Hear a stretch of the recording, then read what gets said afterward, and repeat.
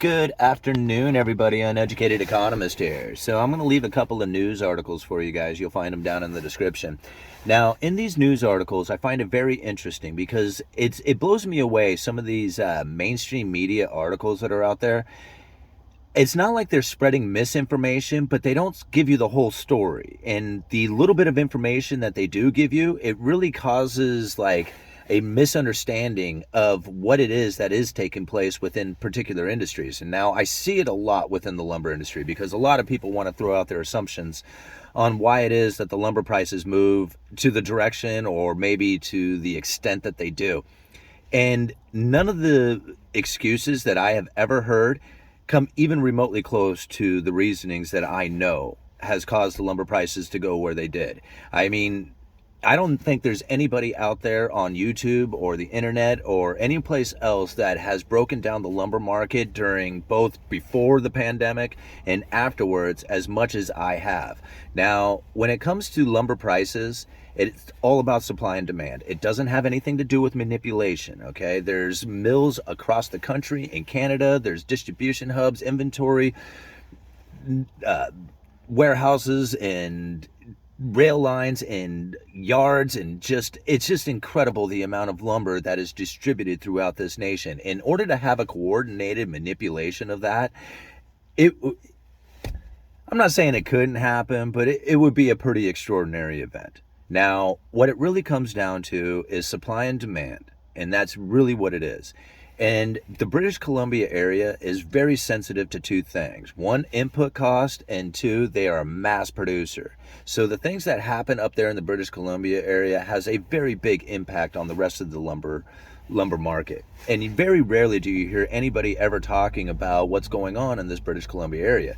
You'll hear a lot about tariffs, you'll hear fires, you'll hear, all kinds of stuff, but not so much on the production capabilities coming from those particular mills.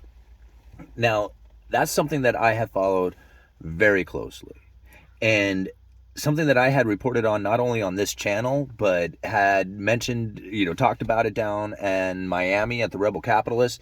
It's something that I have said on this channel over and over again for months now, that this moment was coming, that the inventory level on lumber was going to fall, and that the home buyer sentiment was going to pick up.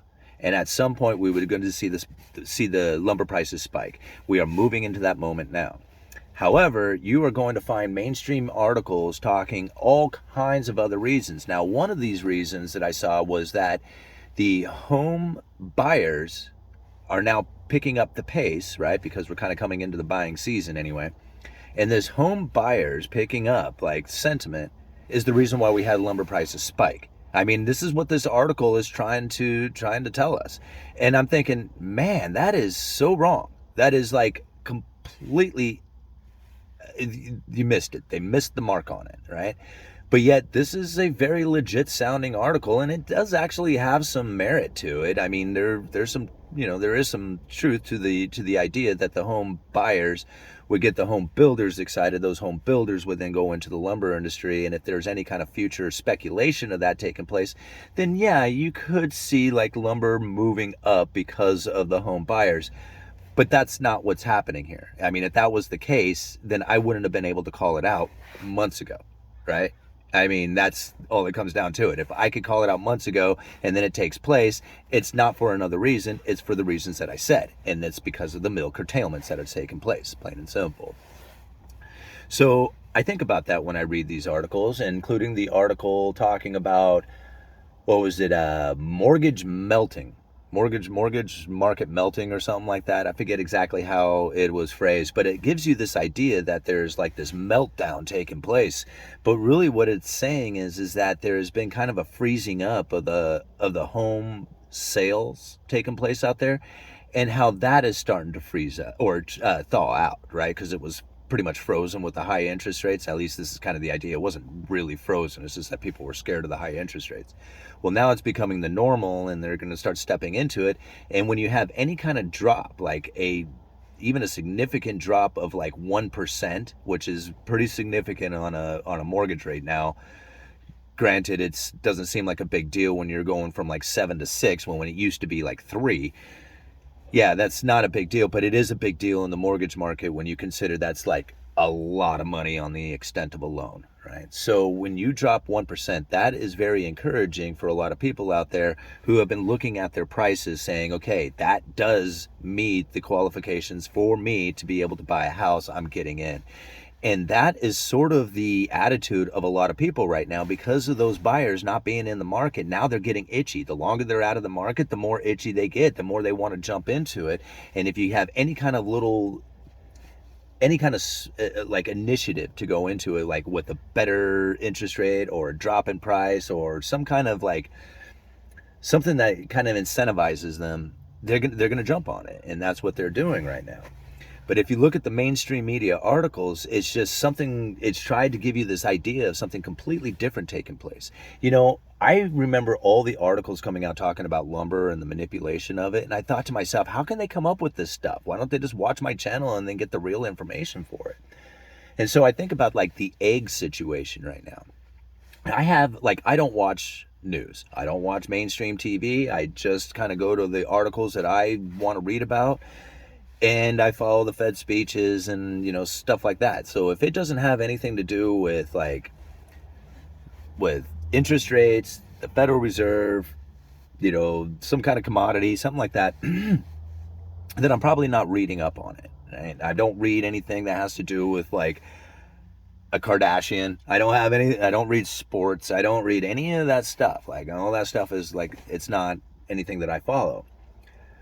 But when I start seeing people talking, like they're coming around in my conversations and stuff, and they're talking about egg shortages, and I'm thinking egg shortage. There's an egg shortage taking place, and people, oh yeah, you didn't go to the store. Just go to the store and see it for yourself. And I'm thinking, well, my wife works for a co-op, right? And I mean, she sells groceries for a living. So I went to her and I said, what's up with the egg shortage? And she goes, I don't know what you're talking about.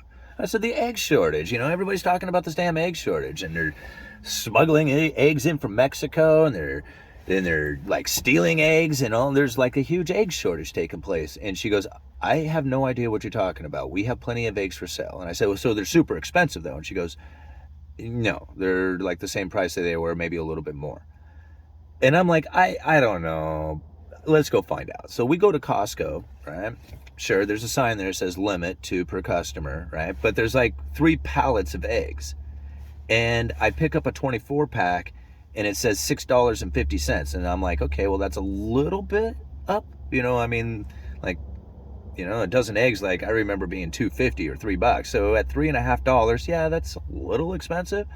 But I used to sell a dozen eggs from my farm, like my free-ranged eggs, for $3.50 a dozen. So $3 and $3.50, $3.25, that seems very normal-ish to me. I mean, a little high, but not bad. And sure, there's a limit to 2 per customer, but I only need the 24 pack. I don't need 48 eggs. Where's this egg shortage that everybody's talking about? It's being pushed out there through the mainstream media. Now, I'm not saying, again, that there isn't places that have egg shortages happening, but I went down to my store and saw that there was plenty of eggs for a price that was what I felt fairly appropriate. Where is this egg shortage other than the manufactured egg shortage within everybody's heads that is being perpetrated out there on the mainstream media? Happened with toilet paper too. If you want to, here, I'll go find the link to it. I talked about a toilet paper shortage that had happened back in the 70s. And I did a video talking about that 1970, it was like 78 or something like that, this happened.